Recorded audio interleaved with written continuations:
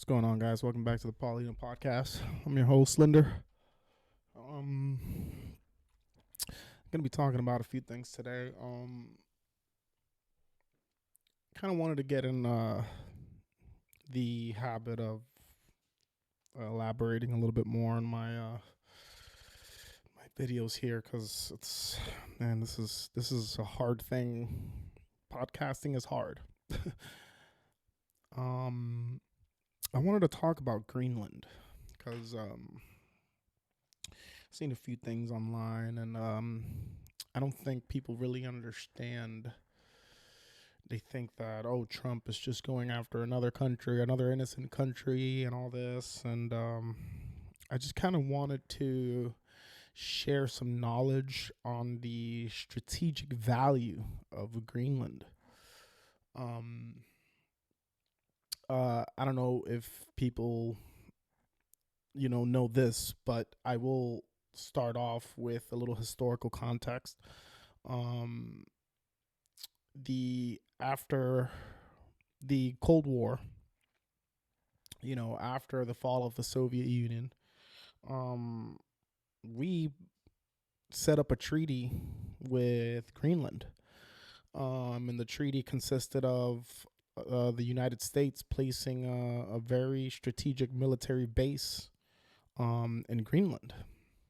The agreement was just that, there's not military control, but just the military presence on the big piece of land, which is mainly ice, by the way. It's not green. Don't know who did that one, but the messed up thing with Greenland is that the position of the land geographically, it sits right there in the north. There's no land in the North Pole. The land is pretty much, it almost looks like the land of Greenland is almost like a side station to the crossing of the pole from Russia to America. Now, hypothetically speaking, if Russia were to attack the US, they're not going to go sideways, on the trajectory of the missile. They're not going to go east to west. They're going to go north. They're going to go via the North Pole. That's why Greenland is so strategic to not necessarily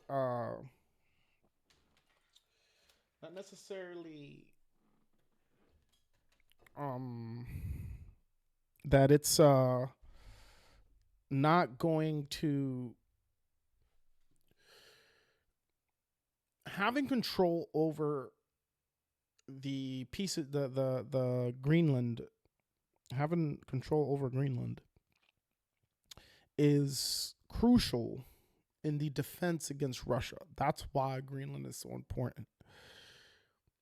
When President Trump came up and said that he wants Greenland, and Greenland is very important, and he's willing to do whatever he can to do this, he even toyed with the idea of military action, which I am very critical of. I do not I don't want to attack another country.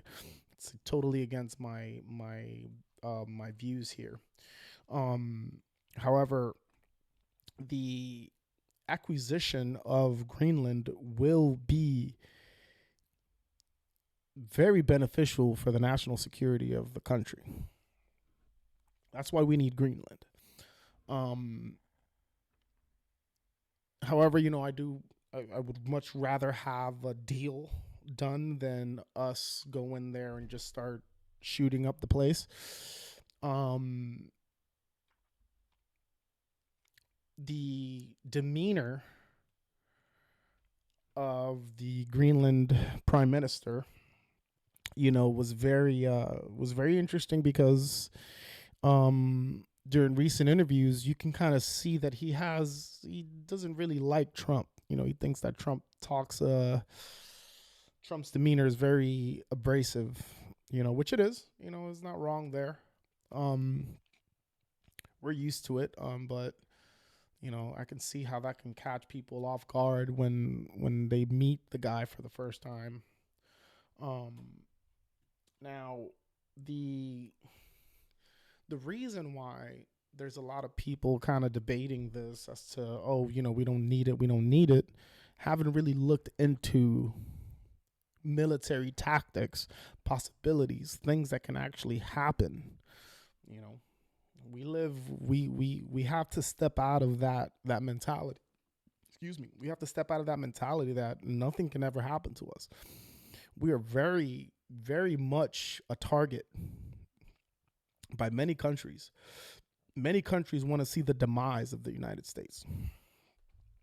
You know, if not for our abrupt military incursions, um, it's our ideologies and our very free society that we have.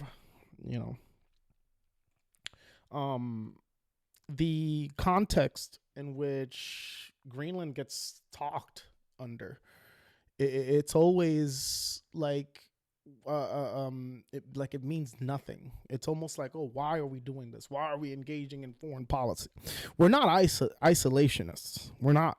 We're going to engage with other countries. I condone the engagement of other countries.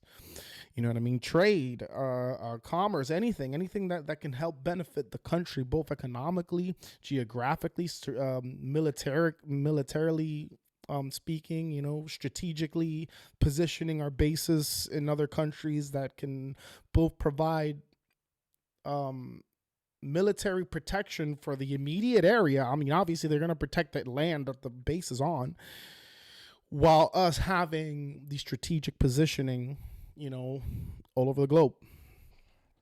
Now, Greenland is from what I've seen, it's a beautiful country. I mean, despite all the ice, it is a beautiful country. I do not see this becoming another state. The prime minister was very adamant that Greenland is not for sale, which is fine. It just basically means that Trump hasn't given them the right deal yet, I guess.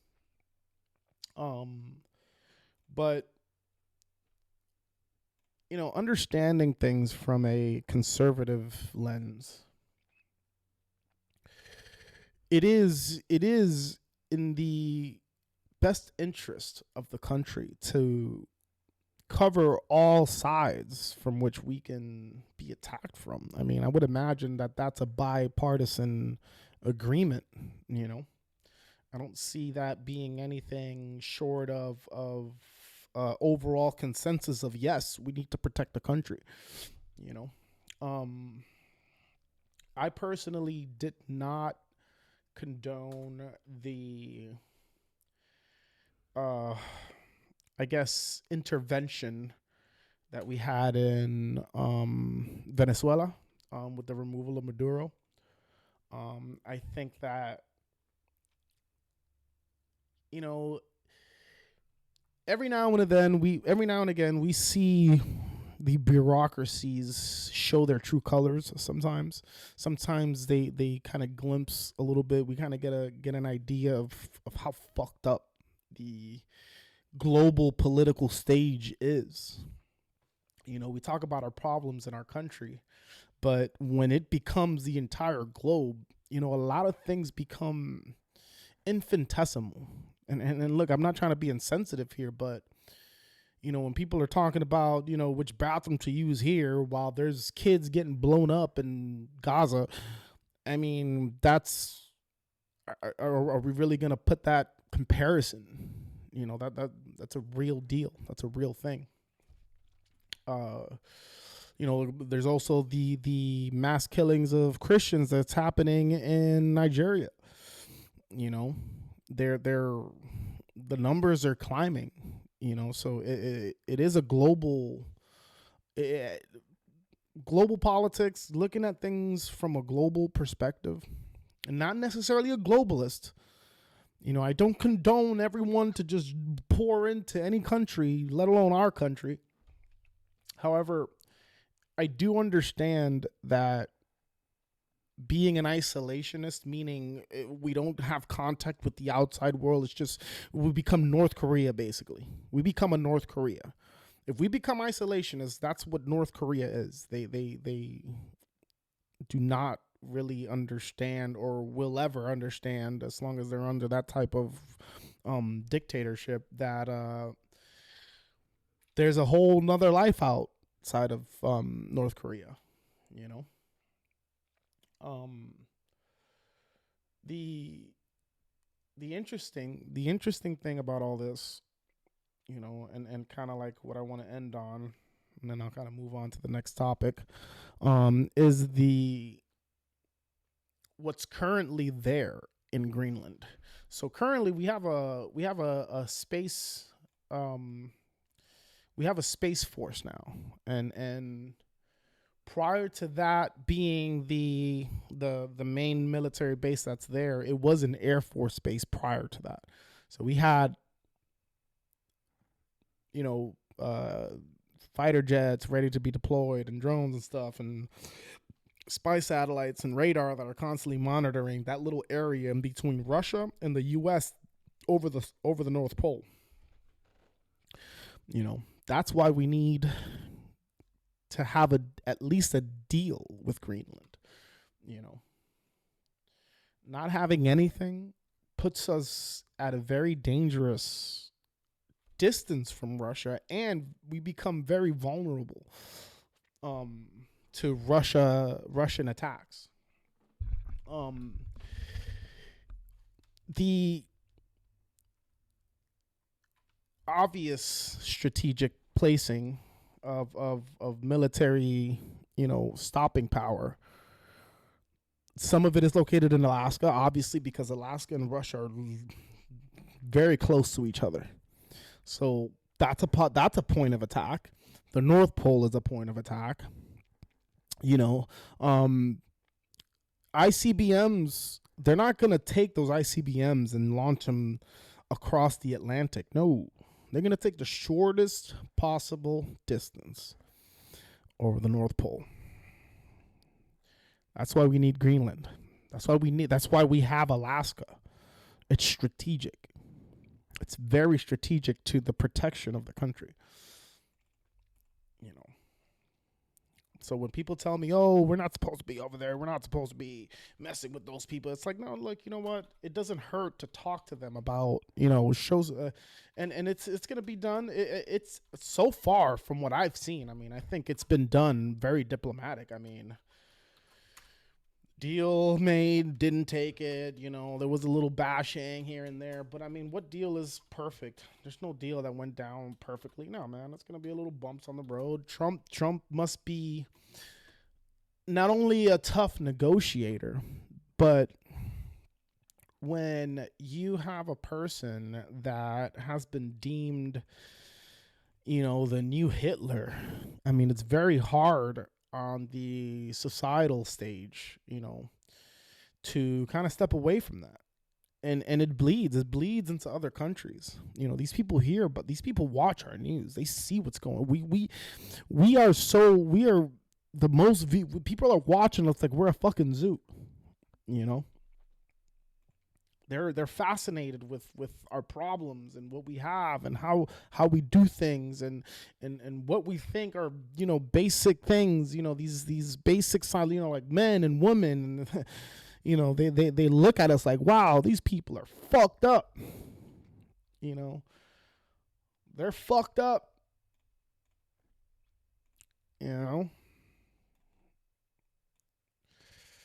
Now, before I move on, which I know I already said that, but I will end it on this note. I do not want any military action in Greenland. I think it'll be very stupid. I think it'll be the pretty much end of the Trump administration if he actually takes that type of action.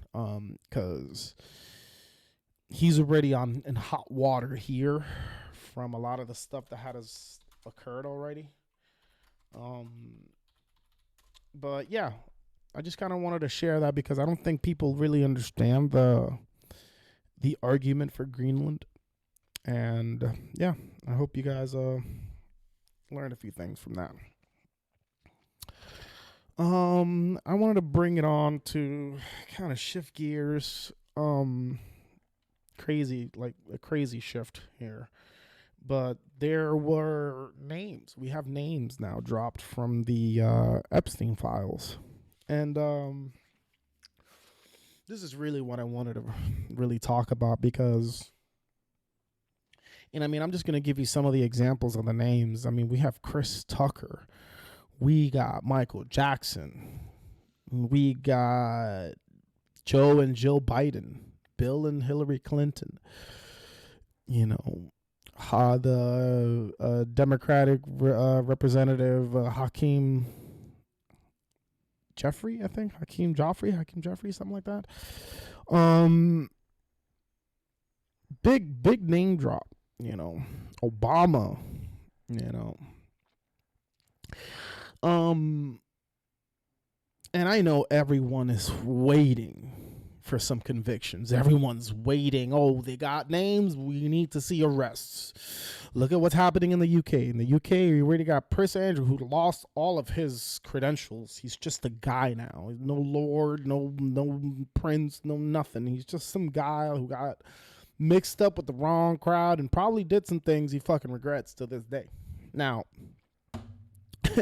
looking at the names, a lot of people are probably wondering, oh, well, why isn't this person being arrested if his name is in the Epstein Files? I wanted to take this time, and I hope people take this message and put it into the context that it needs to be, because a lot of people are seeing this list and doing exactly that, wanting convictions. Why is no one being arrested? And these files are public. You can look them up yourselves. I just have great memory that I can recollect what I read. Here's how Obama's, and again, look, I am a conservative, and me saying this to me is like another conservative.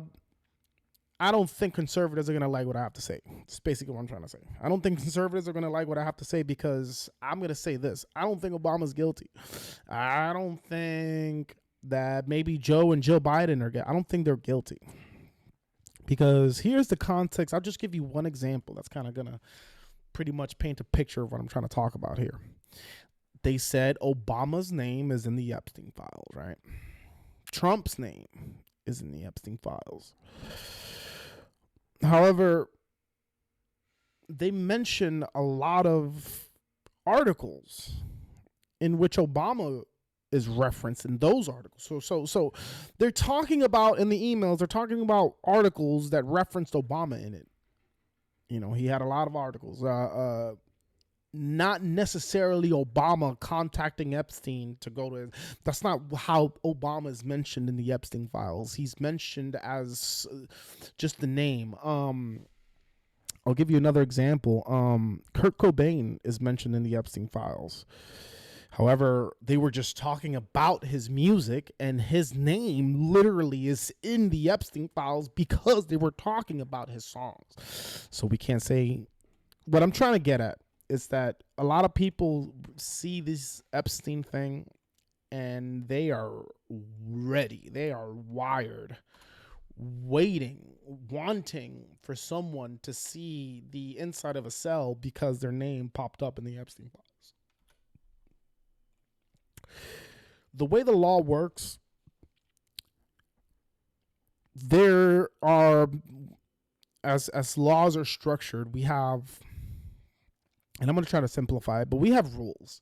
We have rules in this country which are defined first. The rules are defined first, just in the order of the world and how things operate. The definition of the crime is then interpreted. what is that crime that we are not allowing in this country? That is done first. That is the process of the legislative branch.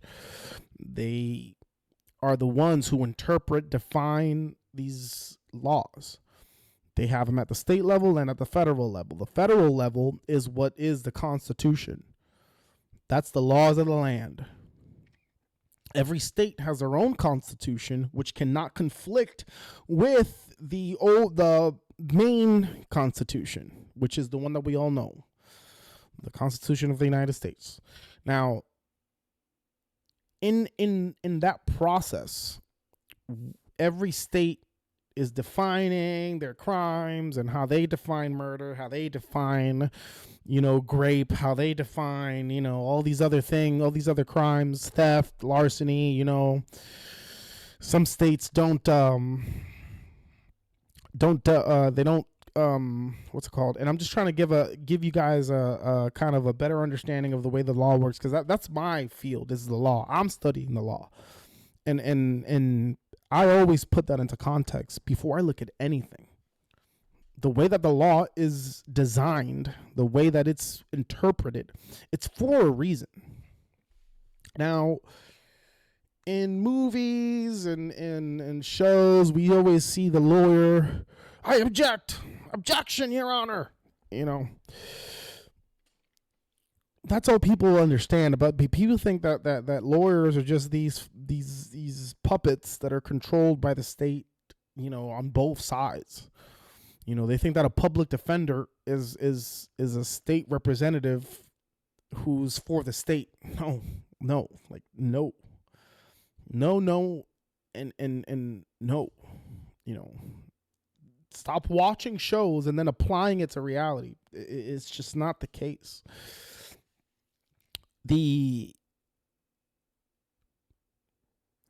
If a person is convicted of a crime, the state has to define, the state has to prove beyond a reasonable doubt, because the burden of proof is on the state. They're the ones making the accusation. So the burden of proof is always on the state, prosecution. The guy who's blaming that guy needs to be the person who takes all the evidence, shows it to a group of people, the jury, and the jury will decide, a group of people, random people, that the person's either guilty or not guilty. Now,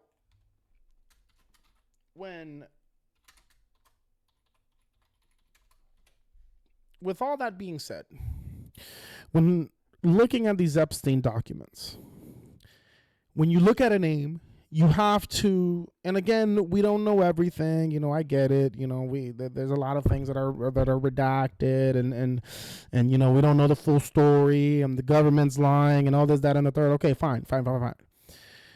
The crimes are still defined. Human trafficking is still defined. Trafficking of drugs is still defined. The trafficking of illegal narcotics, it's all defined already. So when we look at evidence like a file release, such as the Epstein Files, you can't just look at it and say, oh, this name is in the convicted felon's name. It's in the same paper. They must be that they diddled kids. No, you're jumping to a very broad stroke conclusion. No due diligence whatsoever. You just see the name, you want the conviction. Okay. I can understand the Trump argument. A lot of the emails kind of showed that they had, let's just say this, they weren't unknown to each other, that's for sure. But a lot of people want to, I don't know, they want to just, they want to believe it's so bad that people went from Trump the pedophile to Trump the pedophile protector. You know, so now that the evidence shows, after scrutinizing both the people who are releasing the files and combing it with a fine-tooth comb, combing the files with a fine-tooth comb, has shown that there is no criminal. Trump is not implicated in any criminal activity,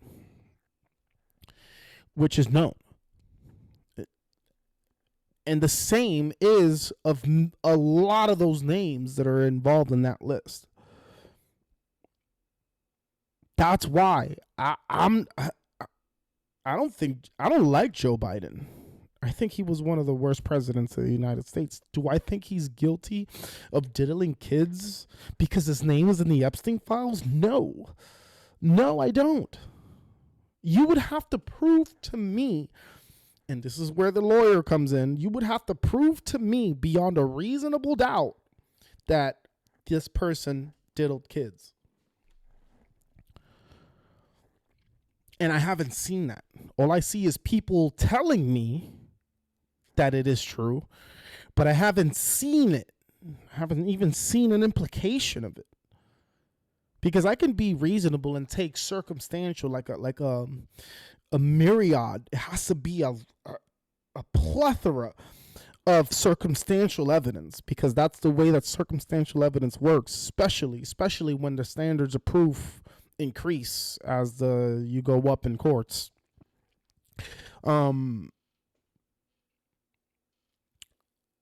You need to take the evidence, interpret the evidence, and then make your case.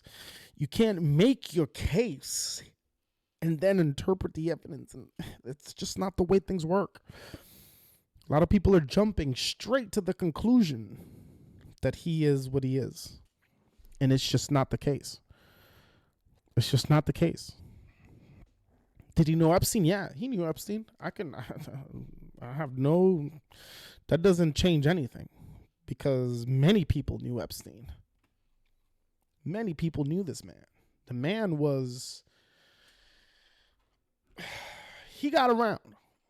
The man got around, And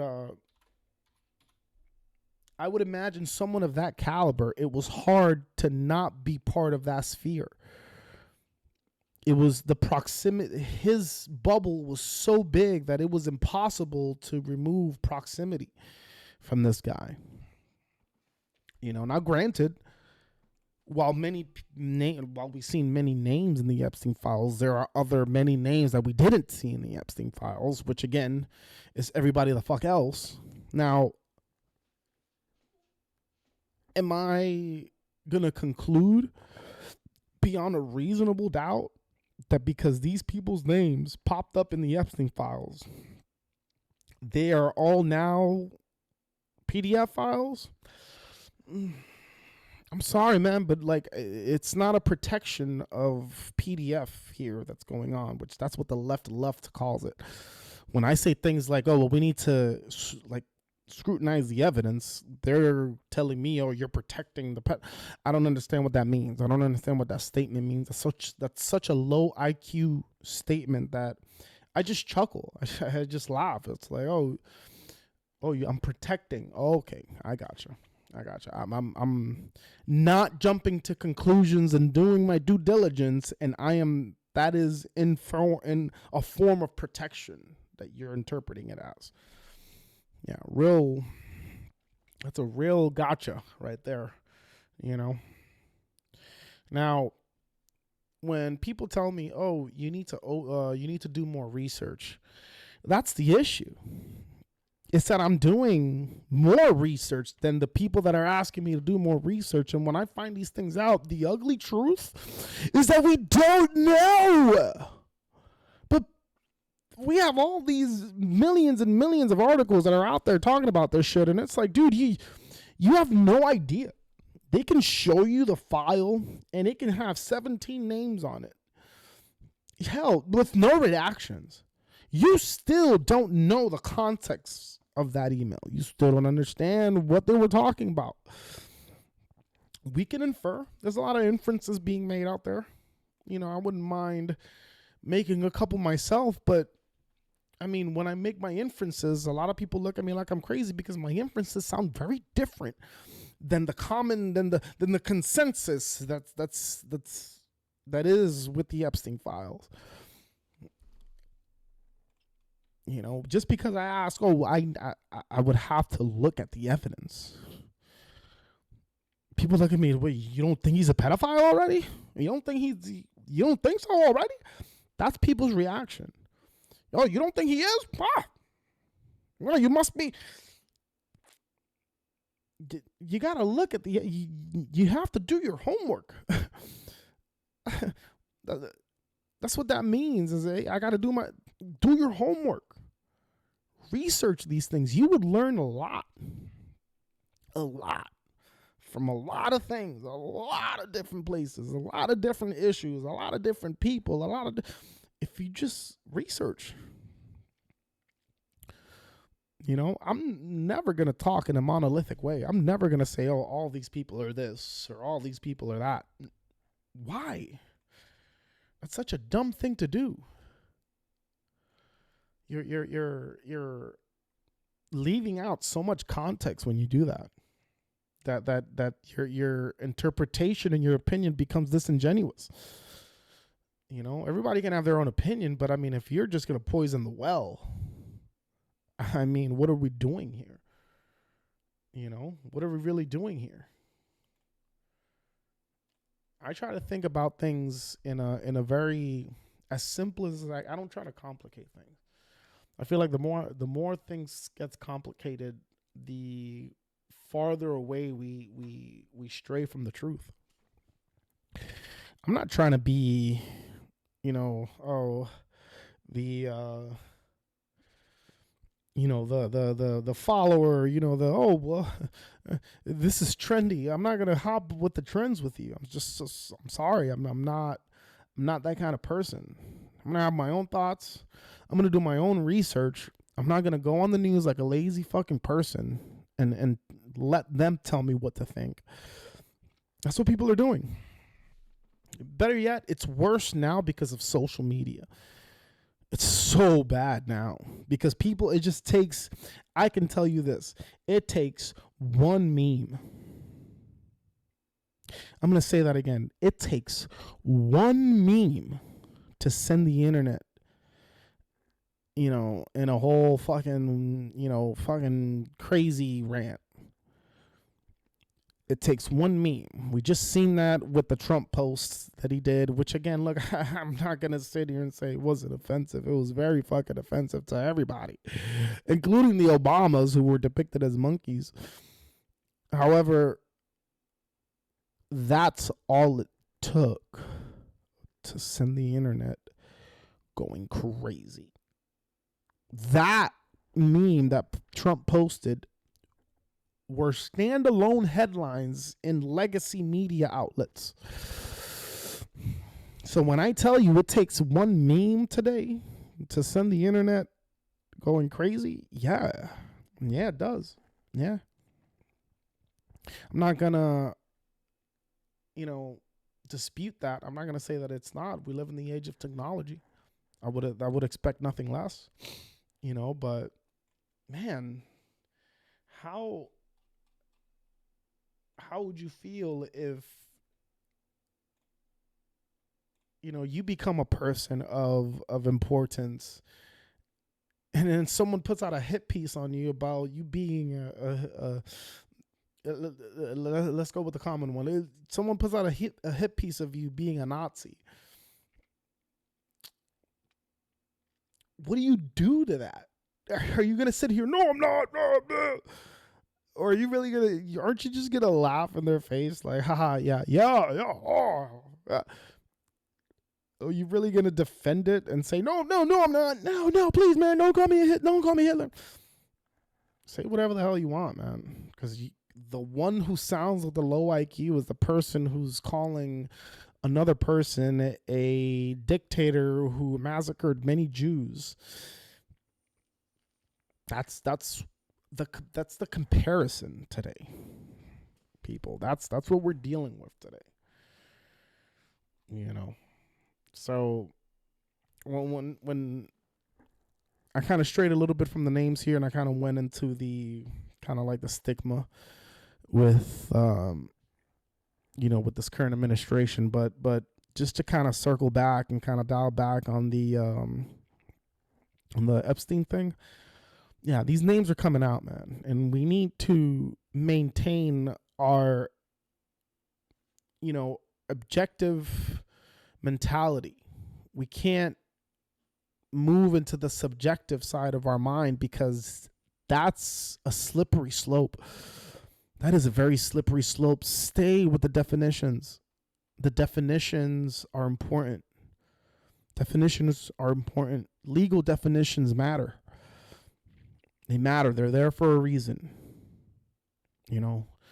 Lawyers, what separates lawyers from people is the mentality. It's the ability to be able to look at something pragmatically and give the best course how the best course of action should go. Like you're navigating through the legal system, and it's not an easy thing, because yes, as people see it, legal contracts can sometimes be this thick.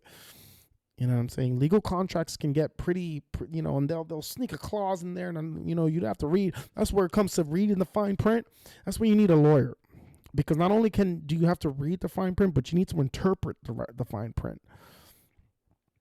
And a lot of that gets dismissed. Like, I see that a lot of people do a lot of lazy journaling.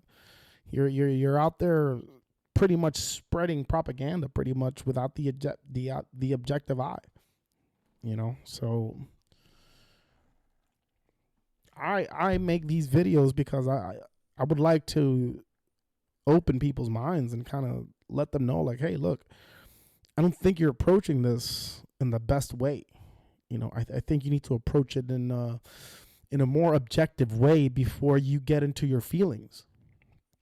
Your feelings are dangerous because your feelings can misconstrue what is really happening. You can fog up your judgment when you're making emotion-based decisions.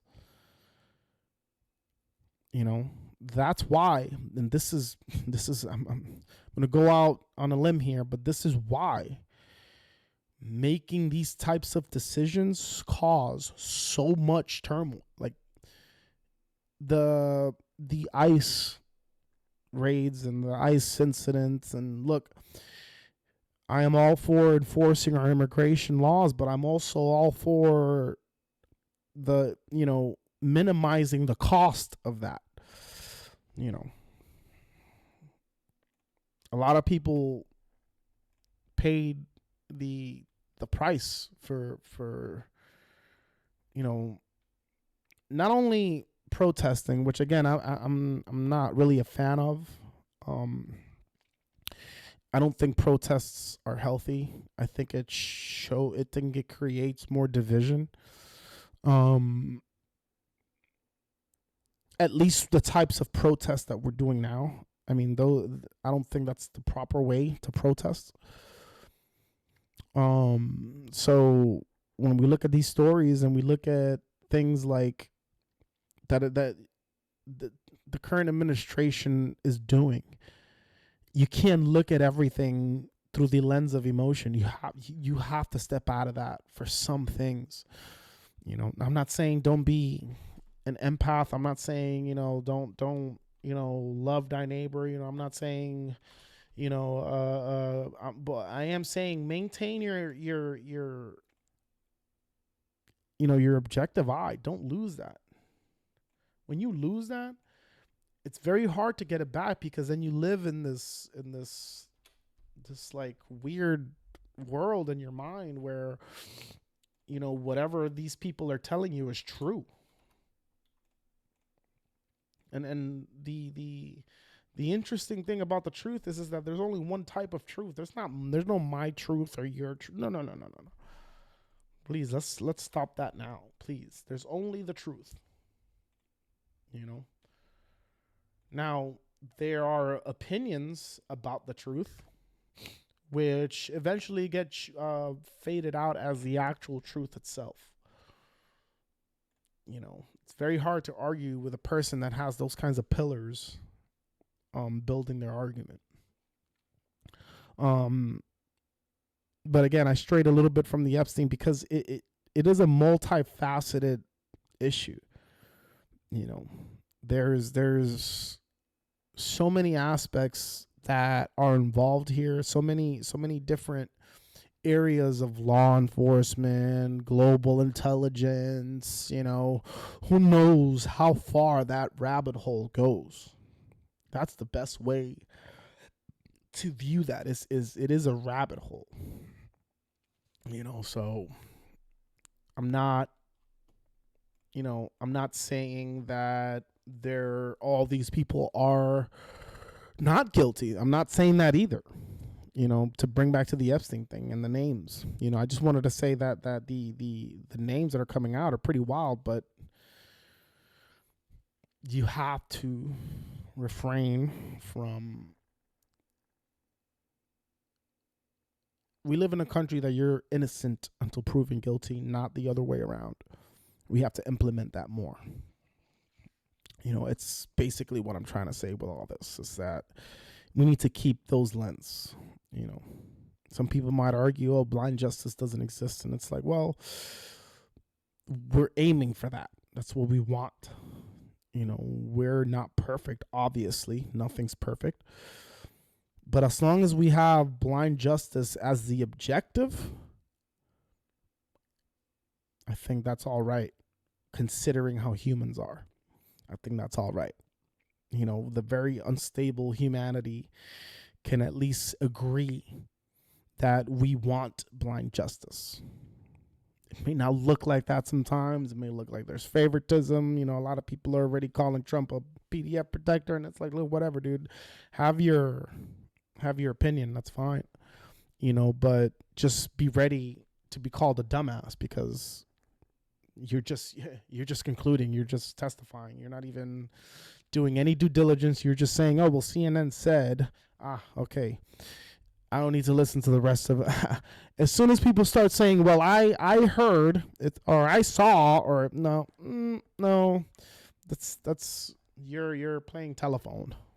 You're playing telephone. It's not. You're not doing anything to the cause. You're not doing anything to help the cause. You're making it worse, actually, which is why we have all this turmoil. Now, please, to the people that are here legally and who have obtained their citizenship legally, I encourage these people to come out and speak up.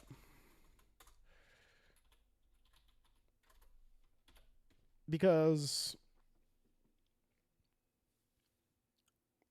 going into my last kind of area that I want to speak about, which is the kind of like the aftermath of what's going on with the ice raids and stuff like that. I need to kind of like start a trend or something. I'm not really even sure what to call it, but more people who are conservatives, who are here legally, who have obtained their naturalization papers, who are here naturalized and are now citizens, legal citizens of the United States with a social and everything.